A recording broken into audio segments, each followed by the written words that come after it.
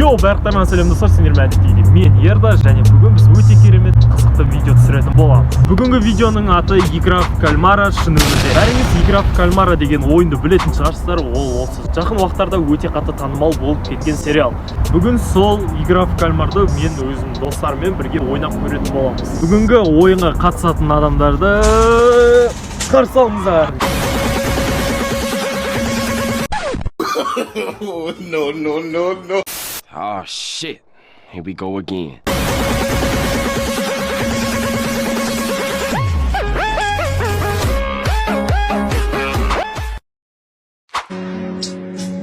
She knows.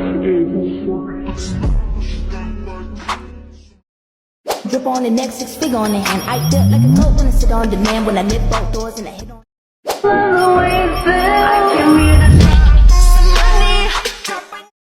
Бүгінгі видеоға осы бәріміз қатысатын боламыз. Бүгін бізде екі ойын болады. Біріншісі біздің өзіміздің қазақтың ұлттық ойынын қосайық дедік, ал екіншісіне Игра в кальмардың бәріңіз білетін ойынды қосайық деп шештік. Ал сіздер болсаңыздар комментарийға түсіп, осы ойында кім жеңетінін жазып кетіңіздер. Ал онда болса біз ойынды бастаймыз. Бірінші ойын бұл қазақтың ұлттық ойына асық ату. Ережесі: ортада 3 асық болатын болады. Әр ойыншыға бір асықтан беріледі. Егер де асықтың біреуіне тигізген жағдайда қатысушы келесі кезеңге өтеді. Соңында қалған бір адам ойыннан шығарылады. Сіздер ойынның ережесін түсіндіңіздер деген ойдамын. Ал енді көп созбай видеоны бастайық. Ал біз кім бастайтынын асықтың өздерінің ережесімен анықтайтын боламыз.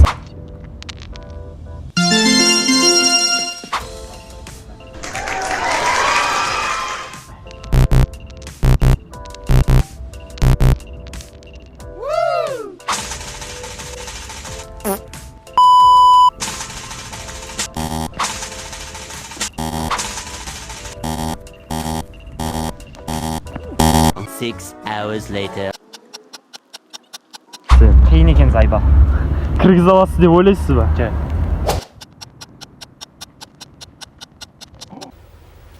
Wait a minute. Who are you?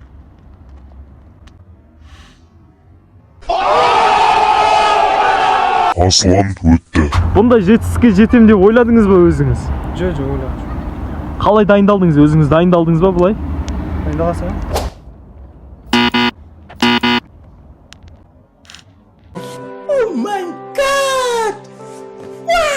Әділ өтті. Әділсіз бұлай атып атқаныңызға не айтасыз енді?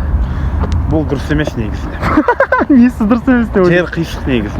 Асықтарда не ғана өтірік қана. жер емес, сіздің қолыңыз қисық емес па сол жеңі? Жоқ, бәрі пластмасс қана өтірік. Пластмасс па? Мынау пластмасс.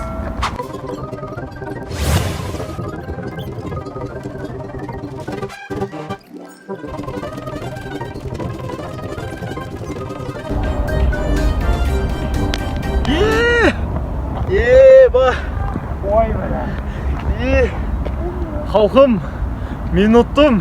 Кеттік, арманды өлтіреміз.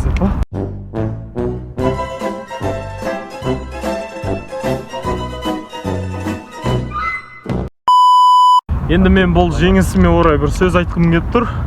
Енді Арманда осал болмады. Ол вообще асық ойнамаса да мен 5 жыл ойнасам да енді бәрібір оңай соперник болмады. Арманға респект енді. Қазақта мақал бар дейді ғой. Не деуші ана? Білікті бірді жығады, білімді мыңды жығады. Жоқ, еңбек етсең ерінбей, тояды қарның тіленбей дейді ғой. Кім айтқан білесің ба? Біле. Абай жолын кім жазған білесің ба?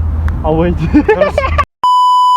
Екінші ойын барлығыңыз білетін «Тише едешь, дальше будешь». Ережесі: өлең ойнағанда жүруге болады, ал өлең тоқтағанда барлық қозғалысты тоқтату қажет. Екінші ойынның ережесін сіздер түсіндіңіздер деген ойдамын. Ал енді біз бастайық. Бастайық деп жатырық енді. Әділ, ұтамын деп ойлайсың ба? Әрине. А-сексенші? Жоқ. Бұл өзінен не уверен болып тұр. Ал кеттік, бастайық. Қалай қарайсың? Айыптама мені. Тін. Дей, біле. Так, менде кішкене бір план бар. Қазір қарасын, Асланға жақындайын. Асланды. Айыптама мені.